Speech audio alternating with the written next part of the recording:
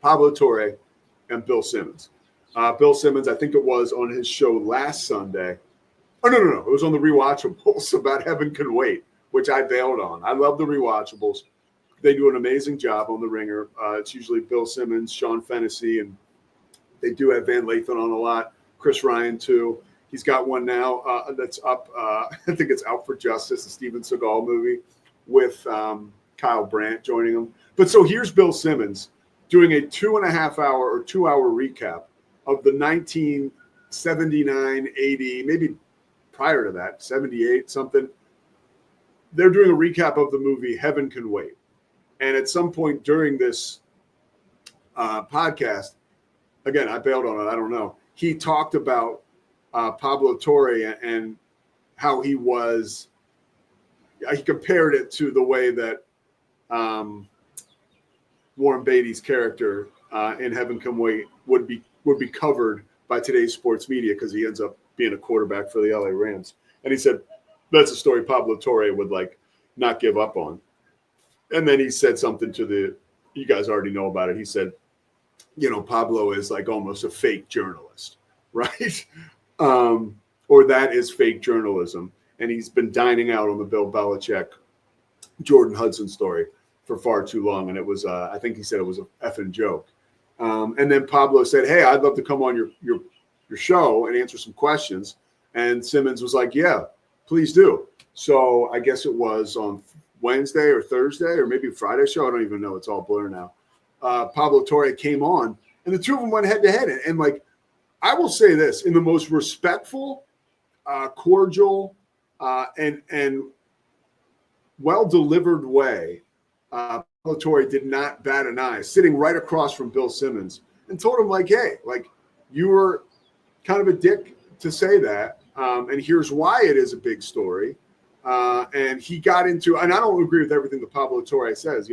He says it's a huge story because he's the highest paid state representative or the highest paid state employee in North Carolina. Simmons fired back and said, yeah, well, I can guarantee he'll give that program. There'll be a lot of money that North Carolina at Chapel Hill, right, UNC, is able to there's going to be a return on investment there with Bill Belichick. So the two of them went back and forth, but it was very well done, on both accounts, and I love stuff like that. It's a ridiculous story. I mean, the whole thing is ridiculous, but that's the world we live in today. And I don't know, as a card-carrying fan of sports media, and how things develop, I was there for it. Maybe that's my issue. I don't know, but I found it pretty interesting, and I thought that Pablo Torre handled himself very well. And if you haven't seen it, you can watch it. I actually watched it. I didn't even just listen to it, which shows the damage going on with me. But I found that to be super interesting. I do think, by the way, I'm in the middle of this Bill Belichick book, and it's by John Halberstam, and I always have to look it up because I always forget. But I was listening to it this morning, Education of a Coach. And it's by David Halberstam, excuse me. And it's all about Bill Belichick and just his journey as a coach. And I think it was written in 2017. I'm not done it yet. But it is a reminder, whoa, this is a magnificent coach. And Pablo Torre tried to say during his conversation with Bill Belichick, hey, or his conversation with Bill Simmons, he said, hey, Belichick hasn't had too many guys that have graduated from Belichick University go on to be great coaches. That was wrong. It was flat out wrong. Nick Saban worked for Bill Belichick in Cleveland. Pat Hill, who was a great coach at Fresno State, worked for Bill Belichick. Somebody else, Kirk Ferentz, who's somehow still coaching in the Big Ten, was an offensive line coach for Belichick, either in Cleveland or in New England. And there were, and then of course you get the Eric Mangini arguments, the Romeo Crennel arguments, the Matt Patricia arguments, right? And I'm sure I'm forgetting some. Mangino, right? A bunch of guys who coached for Bill Belichick. That was Charlie Weiss too. Yeah, Charlie Weiss, I think. So there were a lot of assistants for Bill Belichick that just couldn't cut it, right, at the highest level. Josh McDaniels, another one. Well, guess what? Like, it's really hard to be a super successful coach in the NFL. So, like, to say that the Belichick coaching tree is barren of any fruit, I think is complete horseshit. And again, I mentioned three guys, and you can laugh all you want about Pat Hill. Pat Hill's a great coach. I mean, he literally had Fresno State ranked for a while, and the guy walked away because he was just done coaching football. I think he's a radio analyst now for Fresno State, or at least he was at last check. But last check means last time I checked or was paying any attention.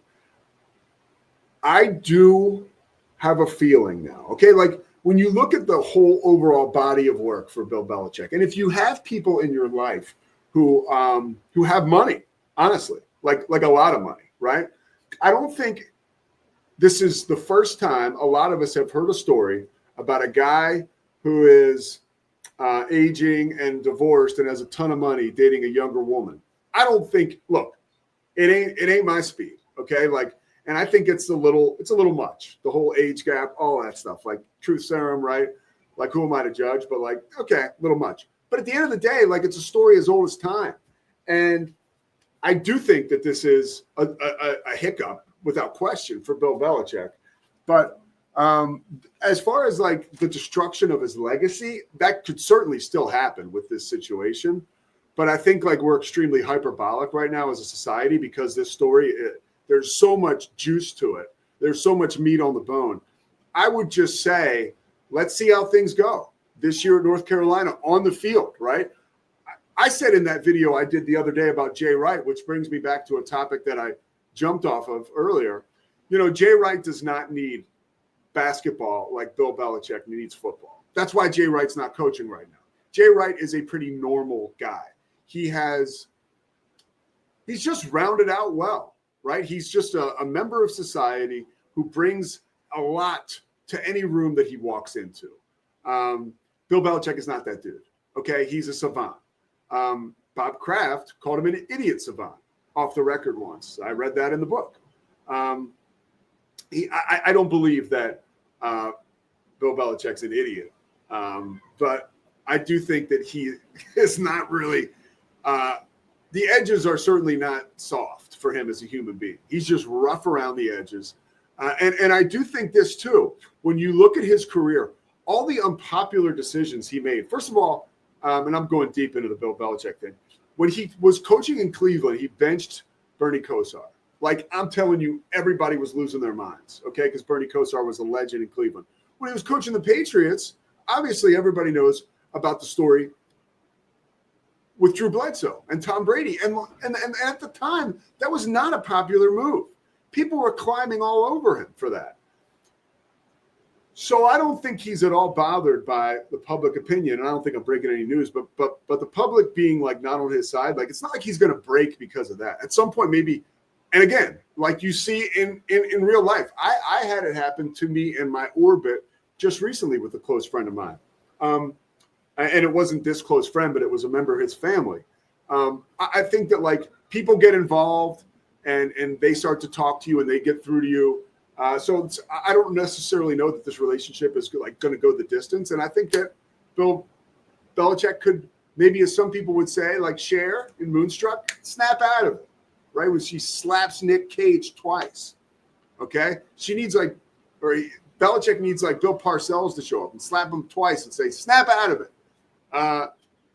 Or just needs to understand or come to the realization that this is a bad move for him, career-wise and legacy-wise. If he does, when he does, I think that we get back to football and all of a sudden people are like, oh, yeah, that's right. He's an amazing football coach. And we may not have to wait too long. I think it's like 93 days from college football kickoff, which is like amazing.